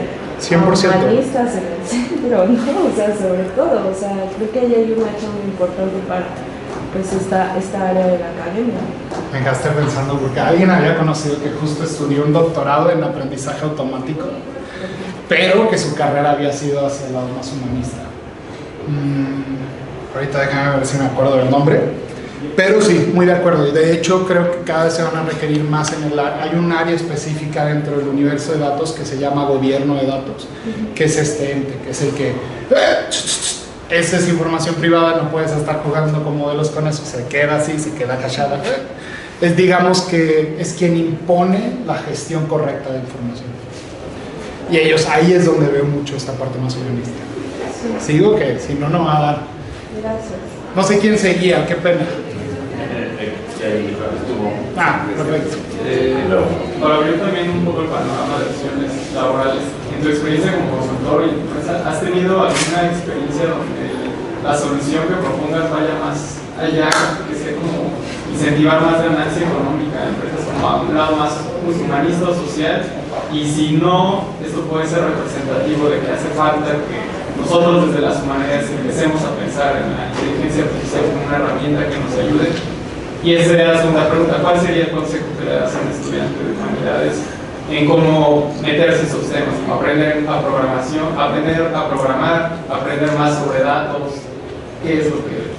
Me encanta, qué buena pregunta. Entonces, primer paso, lo que les decía, no por nada lo de la maestría que les comentaba, cada vez en las compañías me encuentro más con una problemática humana, o sea, sobre temas de cómo gestionar personas, cómo motivarlas, cómo llegar a una solución a través del diálogo, que realmente un tema técnico. Yo hace 10 años me rompía la cabeza porque decía así, no, pues es que mi computadora ya se pasmó y ahí se quedó el modelo, ¿no? Hoy en día la verdad es que gracias al acceso a esta tecnología, a los 3 frentes que les comentaba, ese reto técnico cada vez se disminuye, poco a poco, al menos en grandes esferas, ¿no? Obviamente tenemos todavía un tema de talento y hay muchas cosas, pero a grandes rasgos sí cada vez se va haciendo más pequeño, se vuelve más un tema humano, humanista. Ahora, ¿qué les recomendaría a los estudiantes de humanista? Uno, utilicen herramientas de inteligencia artificial, que es lo mismo que les decía a lo de las pymes. Si no han utilizado ChatGPT, utilicen ChatGPT. Oigan, tengo que hacer un curso de lo que le llaman ingeniería de prompting o prompt engineering. No lo tienen que hacer, no manchen. O sea, literal lo único que es eso es saber cómo preguntar. Mejor tengamos ese juicio crítico de aprender, oye, qué tiene una buena pregunta, cómo incentivar una buena respuesta. Todas estas habilidades van a ser bien útiles. De hecho, esa es una que ChatGPT en verdad es un cambio radical, la verdad, en esas cosas. Sí los invito.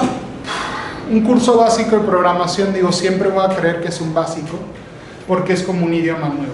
No sé si hayan visto, pero cuando uno aprende un idioma nuevo, generan nuevas conexiones físicas en su forma de pensar, en su perspectiva, porque aprende palabras que uno no conocía, aprende formas de cómo poder comunicarse, cambios, etc. Lo mismo es con la programación. Entonces, si uno quiere ser donde yo me imagino un humanista siendo ese puente entre el mundo técnico y el mundo de negocios, tiene que tener esas herramientas para poderse comunicar con los dos.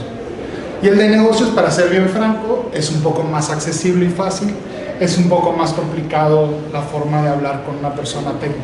Yo me pongo en esas palabras, a mí me costaba como lo que les decía, oye, resuelve esto, y yo, ya estoy resolviendo esto, oye, ¿cómo vas? Y yo, güey, me pediste ayer, nada, o sea, no voy, o sea, conceptualizando lo que te voy a entregar en 6 meses.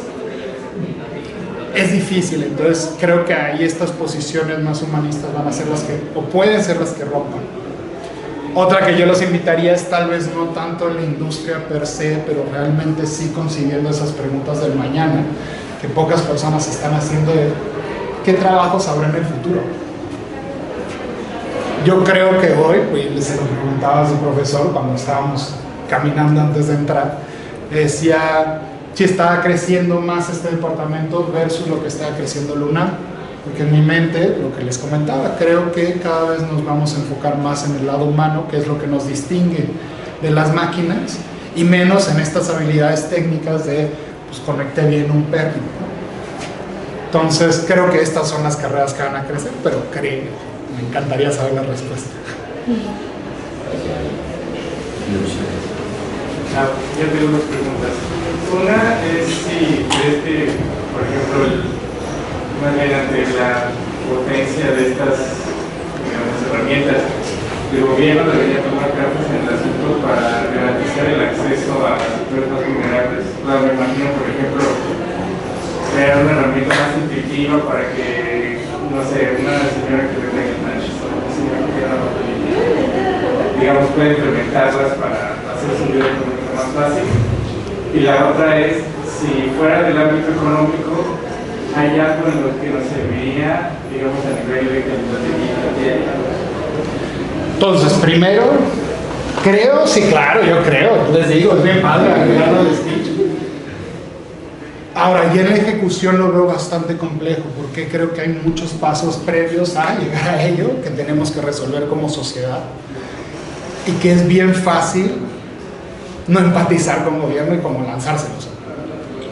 Hay muchos peros aquí, porque también hay muchos impuestos, me gustaría que estuvieran haciendo más, pero también de verdad veo que al final termina recayendo en la decisión de un ser humano, y como ser humano en verdad tomar esas decisiones, híjole, qué pesado, ¿no? Porque pues estás destinando recursos de A para B, al final estás cambiando, a alguien vas a perjudicar.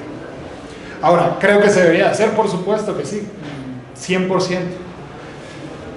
Creo que también podemos apoyar mucho como individuos. Entonces, si ya tienes ese conocimiento, como lo que les decía, tratar de ayudar y ganar esa credibilidad con casos de éxito en donde realmente el señor que vendía elotes tuvo un incremento en sus ventas gracias a una herramienta de inteligencia artificial. Y cosas bien sencillas se pueden cambiar. Hay una aplicación que se llama Tome AI que te ayuda a generar logos y es gratis. Ya aunque sea hacer algo más visual en su logo, pues es una ayuda, y ya no tuvo ni que estar rompiéndose la cabeza y hacer otro elotes nachos o algo así. Pero te digo, es compleja, tiene muchas aristas esa respuesta. Y la siguiente, que me encanta porque tenía la respuesta y la perdí. ¿Cuál era la otra pregunta? ¿Algún uso de la inteligencia artificial fuera del ámbito económico que, digamos, te ayude tu calidad de vida diaria, ¿no? O sea, que te... Pues a mí mi cafetera me hace el café automático. Claro. Ese es un RPA y es bien fácil de hacer. Vean, esos son ejemplos de cosas que un programador puede hacer que ayudan y es bien fácil aprender, pero consíganse un Raspberry Pi, cuestan $200 y no saben la cantidad de cosas que pueden automatizar en su vida diaria con eso. No es AI, es robótica, pero pues es bien útil. Cosas más en el hecho de, por ejemplo, no sé si sea calidad de vida, y suena súper, ahora que le estoy pensando y que lo voy a decir en un salón, suena muy raro, solo se lo había dicho a mi esposo, pero yo cuando salgo a pasear a Tamal, me encanta tener conversaciones con ChatGPT. O sea, evidentemente tengo el privilegio y el gusto de poder ir a terapia, pero aparte de eso, me encanta tener pláticas con ChatGPT porque tienes una persona con quien puedes rebotar ideas, que no te va a juzgar, que no te va a poner, que no tiene un punto de vista cerrado, que muchas veces platicar con un amigo ya dices, güey, este cabrón trabaja en finanzas, ya sé hacia dónde va a ir. ChatGPT no, lo puedes hacer personificar muchísimas cosas, por ejemplo. Y eso en verdad a mí me ha cambiado bastante esas caminatas. Entonces, más ahora que ya tienen el nuevo Follow, que uno lo puede estar hablando, ahí me tienen conversando con mi celular. Les digo, está raro decirlo, pero a mí me ha ayudado, pero suena bien raro. No sé si llegaré al Her o la película esa. Espero no. Pero cosas así. Y digo, hay N cantidad. Detección del cáncer, por ejemplo.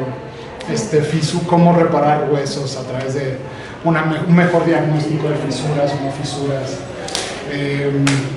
Temas médicos tienen para lo que ustedes quieran. Temas de utilización de recursos naturales también está brutal.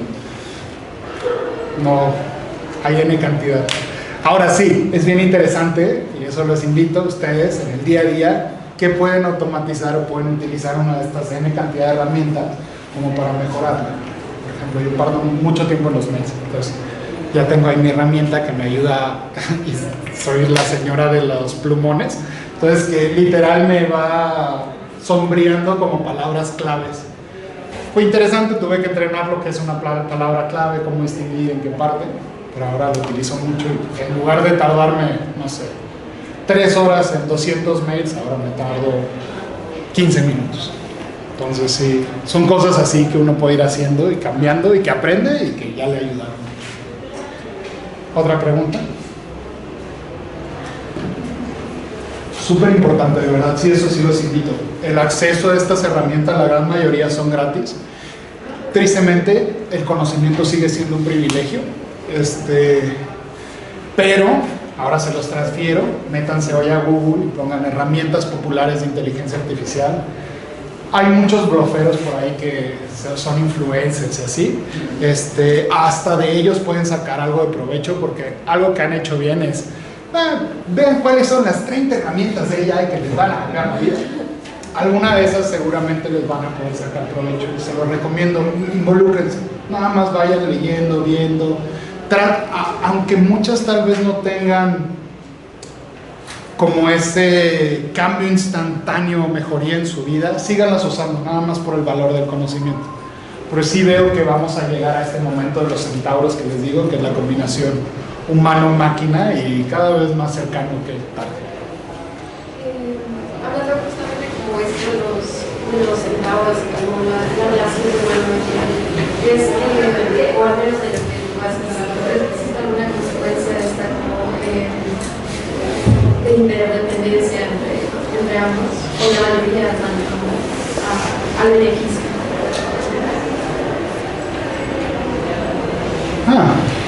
Una pregunta, no sé, ¿eh? Seguramente hay algún caso.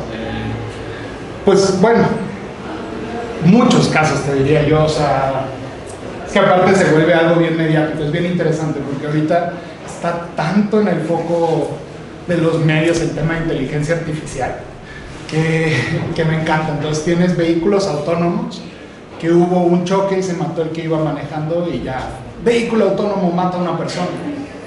Y en el mismo minuto se mataron otros 2 millones de personas manejando un automóvil.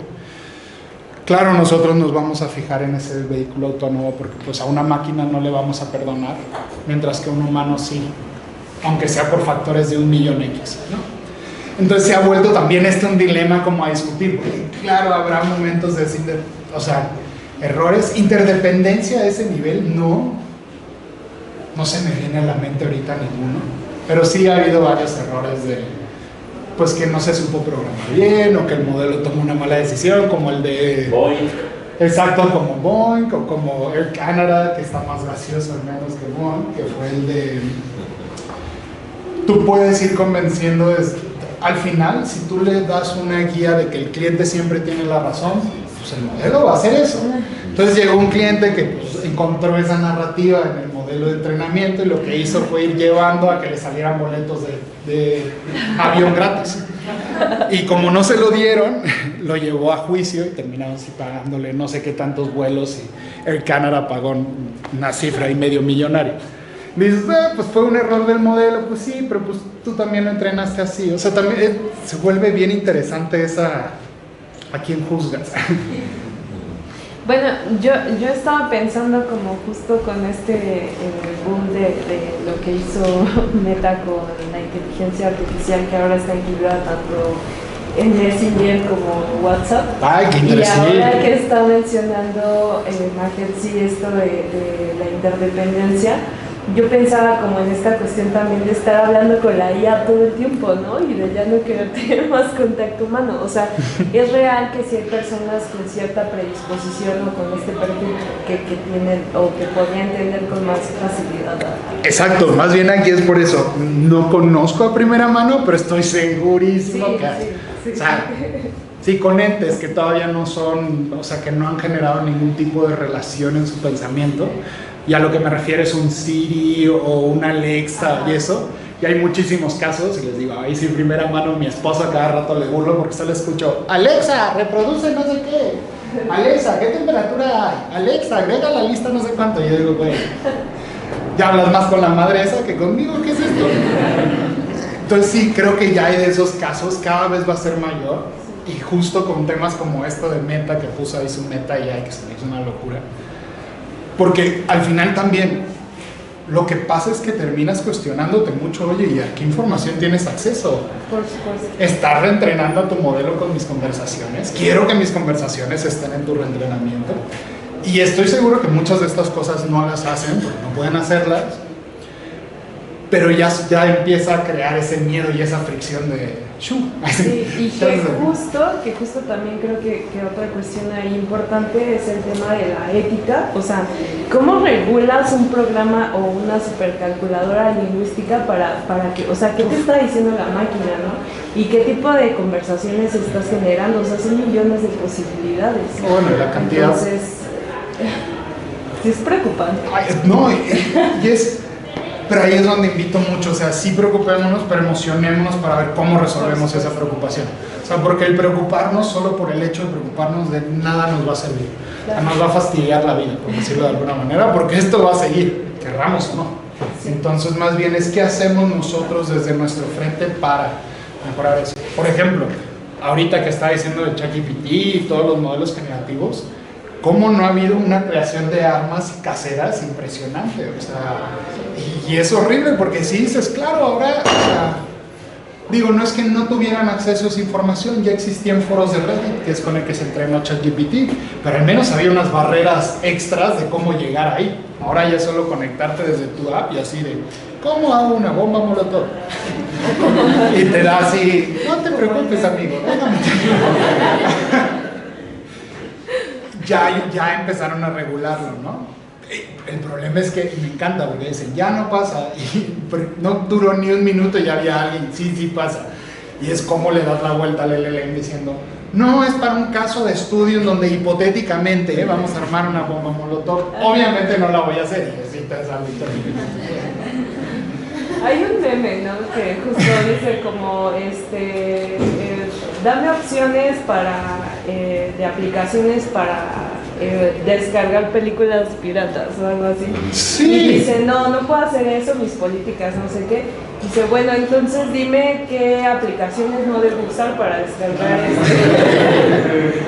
Eso exactamente, creo que todavía hay como darle la vuelta, pero ahí es donde viene. Y de hecho ahí viene una conversación que se me hace bien interesante, la tocaba antes, que es, no solo es este ente regulado, o sea, porque se va a volver bien difícil regular todo y a todos y poner reglas y eso. Entonces viene más bien, oye, si nos vamos al inicio a que a las personas cada vez les metamos más este juicio crítico de realmente estoy haciendo lo correcto, es lo bueno. Y ahí entran más bien ustedes y me dirán, pues, qué es correcto, qué no es, hasta dónde llega la cosa.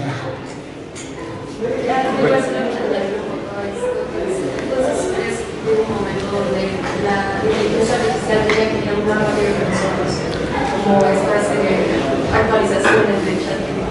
O también ahí entra como nuestra responsabilidad de empezar a manejar esos patrones y cambiar un poco la lógica. Depende. Entonces, la inteligencia artificial ya va más rápido que nosotros, muchísimo más rápido que nosotros. La parte clave es en qué instancias. Y ahí es en donde nos diferenciamos. Yo al menos no veo factible en el futuro cercano, como les decía, al menos no en unos 50 o más años, que empecemos a replicar todas las cosas por las que somos humanos. Pero hay ciertas cosas como el conocimiento lógico que ya la máquina nos dio 10,000 vueltas, ¿no? O en detección de patrones con un entrenamiento previo también. Pero por ejemplo, lo que siempre hemos dicho, que estoy seguro ya han visto los memes del gatito así de que ponen cupcakes que parecen un gatito, pastelillos, y dice, ¿eso qué es un gato? Y tú, güey, no, eso es un cupcake. Y él no sabe que es un cupcake, ¿no? O sea, nunca has entrenado con eso. Ya llegamos a que sí lo puedan saber. Pero todavía hay muchas cosas que no. Entonces, ya son más rápidos, pero es más bien en qué sí son más rápidos, en qué no.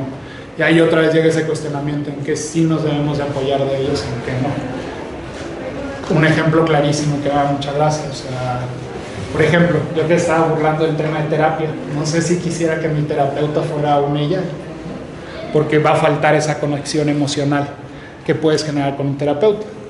Ahora, si lo que quieres es los 10 pasos más usados para liberarte de la ansiedad, tal vez sí te pueda ayudar, ¿no? Porque va a tener un entrenamiento de muchos libros, de papers universitarios y demás. Pero el llevar una relación, eso pues es muy humano. Bueno, muchas gracias, Diego. Llegó nuestro tiempo.